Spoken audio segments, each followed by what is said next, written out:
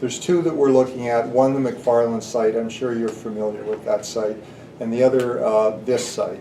And the reason for the McFarland site, it's a location that the city or the county actually has been promoting as an age-in-place concept. So they have the long-term care facility now, they have the Wellings senior housing, and they've looked at having the options of things like the family health team, other community services, and the hospital located there as well.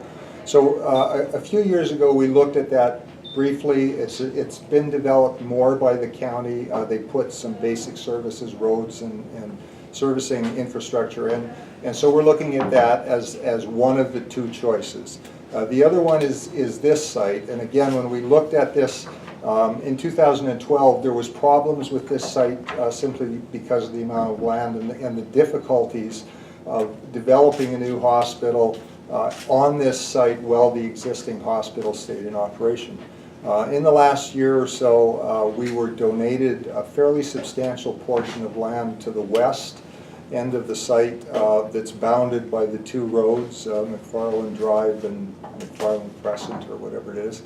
And fundamentally that gave us a lot more land to work with, and so it alleviated some of the problems with how you would stage the construction and what would be viable about it.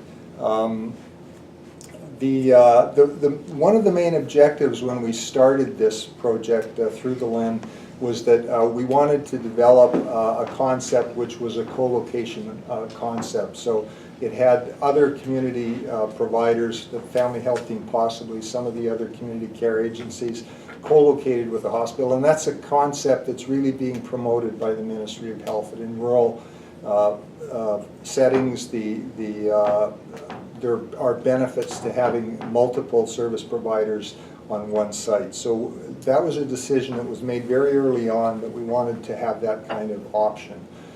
That's supported both by the McFarland site and this site. The clinic building is next door. A number of the physicians who work in the hospital operate that clinic, and the McFarland site has enough land that other people who may choose to go there could be there. So these two sites worked very well in terms of the concept for a co-location. They have the advantage that the city offered us this land, or the county did rather, at no cost. We already own the other land. One of the problems when you go out and look at new sites is that the local share is responsible for land acquisition. So it puts a burden on the community if you go to buy land, and when you're trying to develop something like a co-location facility where you have service providers, you get into a lot of complexity around how things get funded. Everybody's got a different funding plan from the ministry, that the approvals processes are different.